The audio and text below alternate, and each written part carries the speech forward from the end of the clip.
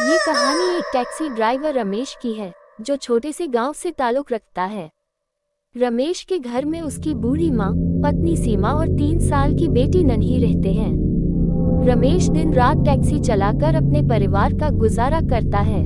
रमेश की माँ बीमार रहती है और अक्सर दवाइयों की जरूरत पड़ती है। पत्नी सीमा घर और खेत का काम संभालती है, जबकि नन्ही हमेशा अपने पापा के लौटने का इंतजार करती है। रमेश के लिए सबसे बड़ा संघर्ष यह है कि लंबी यात्राओं पर रहने के कारण वह अपनी बेटी और परिवार के साथ समय नहीं बिता पाता। रमेश हर दिन सूरज निकलने से पहले अपने टैक्सी लेकर निकल पड़ता। उसकी नौकरी में ना तो समय की पाबंदी थी, न ही आराम। कभी कभी तो वह हफ्तों तक घर नहीं लौट पाता। उसका मन हमेशा घर की ओर लगा रहता, खासकर अपनी बेटी की मुस्कान देखने के लिए। एक रात रमेश हिमालय के रास्ते से गुजर रहा था। सड़क पर बर्फ और घना कोहरा था। तभी उसका टैक्सी अचानक खराब हो जाती है। रमेश ने हिम्मत नहीं हारी और अपने टैक्सी को खुद ठीक करने लगा। उस रात जब वह ठंड से कांप रहा था, उसे अपनी बेटी का चेहरा याद आया। वह सोचता रहा, मैं ये सब उनके लिए कर रहा हूँ। सीमा भी अपने हिस्से की लड़ाई लड़ रही थी। वह अपनी सास की देखभाल के साथ नन्ही को संभाल रही थी। नन्ही हर रात अपनी दादी से पूछती, पापा कब आएंगे? और दादी उसे दिलासा देती, तेरे पापा बहुत मेहनत कर रहे हैं बेटा। आखिरकार रमेश एक हफ्ते बाद घर लौटा। जैसे ही उसने दरवाजा खोला, नन्ही दौड़कर उसकी गोद में आ गई। वह पल रमेश के लिए अमूल्य था। उसने उसी दिन फैसला किया कि चाहे जितनी भी मुश्किल हो, वह अपने परिवार के साथ समय जरूर बिताएगा। उसने अपनी नौकरी में बदलाव की सोची ताकि वह अधिकतर समय घर पर रह सके। रमेश के लिए वह रात किसी बुरे सपने से कम नहीं थी। उसकी माँ की तबीयत अचानक बहुत खराब हो गई थी और दवाइयाँ लाने के लिए उसे रात के अंधेरे में टैक्सी लेकर निकलना पड़ा। तेज बारिश हो रही थी और सड़कें फिसलन भरी थी। रमेश ने जैसे तैसे दवाइयाँ खरीद कर लौटने का फैसला किया, लेकिन रास्ते में एक मोड़ पर उसकी टैक्सी फिसल गई और एक बड़ा हादसा हो गया। टैक्सी में बैठी उसकी 3 साल की बेटी नन्ही को गंभीर चोटें आई। रमेश खुद भी घायल था, लेकिन उसे अपनी परवाह नहीं थी। वह किसी तरह नन्ही को लेकर अस्पताल पहुंचा। डॉक्टर ने बताया कि बच्ची को बचाने के लिए तुरंत सर्जरी करनी पड़ेगी, जिसका खर्च 5 लाख रुपए होगा। रमेश के पैरों तले जमीन खिसक गई। इतनी बड़ी रकम जुटाना उसके लिए नामुमकिन था। रमेश ने गांव के हर व्यक्ति से मदद की गुहार लगाई।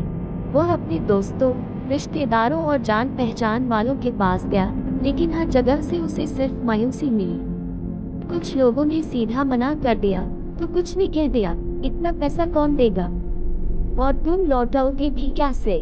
किसी ने ये तक कह दिया, हमारे पास खुद के लिए ही पैसे नहीं हैं। रमेश की आंखों में आंसू थे।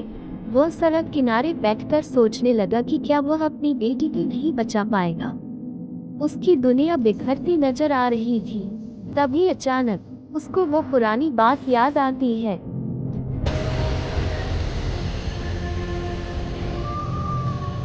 कई साल पहले वो अपने टैक्सी से एक पार्सल लेकर के कोलकाता से बांग्लादेश के लिए निकालता है। 3-4 दिन टैक्सी चलने के बाद उसकी टैक्सी एक जंगल से होकर जाती है।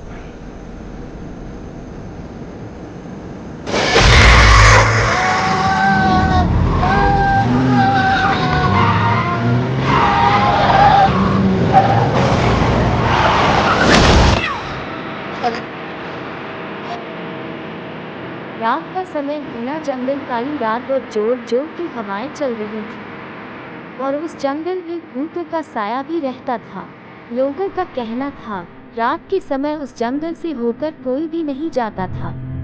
बताते थे कि जो कोई भी उस जंगल से जाता था तो वापस जिंदा नहीं आता था। लेकिन रास्ता छोटा होने के कारण उस टैक्सी ड्राइवर ने वो रास्ता ले लिया था और बोला, कोई भूत शैतान नहीं होता। वो उस जंगल से मस्त अपनी टैक्सी को तेज रफ्तार में भागता हुआ चला जा रहा होता है। अचानक उसकी टैक्सी के सामने एक बूढ़ी औरत आ जाती है, जिसको बचाने के लिए वो जोर की ब्रेक लगता है।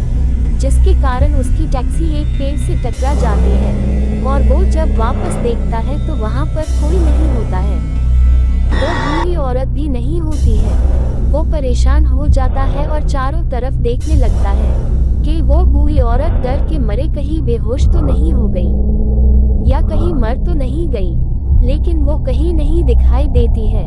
फिर सोचता है कि कोई साया होगा। वो वापस आता है और टैक्सी को स्टार्ट करता है, लेकिन टैक्सी स्टार्ट नहीं होती है और जंगल में चारों तरफ से जोर जोर से शैतानों की रोने और चिल्लाने की आवाजें आने लगती है।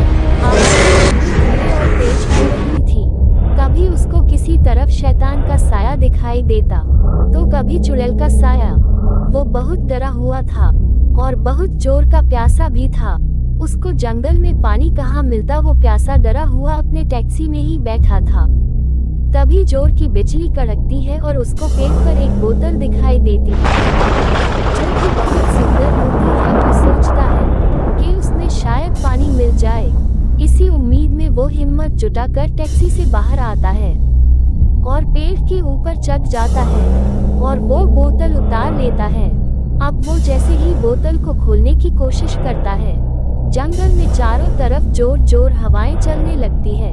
चीखने की आवाजें आने लगती है, लेकिन उसको प्यास इतनी जोरों की लगी थी कि वो डरा नहीं और उसने बोतल को खोल दिया। और जैसे ही बोतल खुली तो उसमें से एक काला शैतान बाहर आया जो कि बहुत ही डरावना और बहुत ही बड़ा था। टैक्सी ड्राइवर डर और प्यास के मारे बेहोश हो गया और जब होश में आया तो वो काला शैतान उसके सामने था। बोला, डरो नहीं, मैं तुमको कोई नुकसान नहीं पहुंचूंगा। तुमने मुझको आजाद करा है। मैं तुमको कोई भी नुकसान नहीं पहुंचा सकता हूँ और मैं तो तुम्हारा एहसानमंद हूँ कि तुमने हमको आजाद करा है। कभी भी तुमको कोई जरूरत हो तुम हमको दिल से याद करना, मैं तुम्हारी मदद के लिए आ जाऊंगा।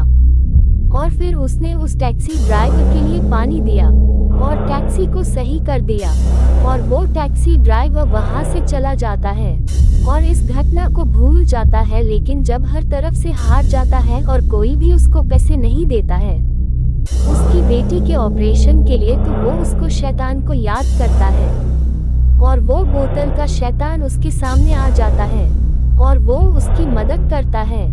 इस तरह से उसकी बच्ची की जान बच जाती है। तो कभी कभी इंसानों से अच्छे शैतान हुआ करते हैं। धन्यवाद। और ऐसी ही रोचक और दिलचस्प कहानियाँ सुनने और देखने के लिए हमारे चैनल को सब्सक्राइब करें और सपोर्ट करें।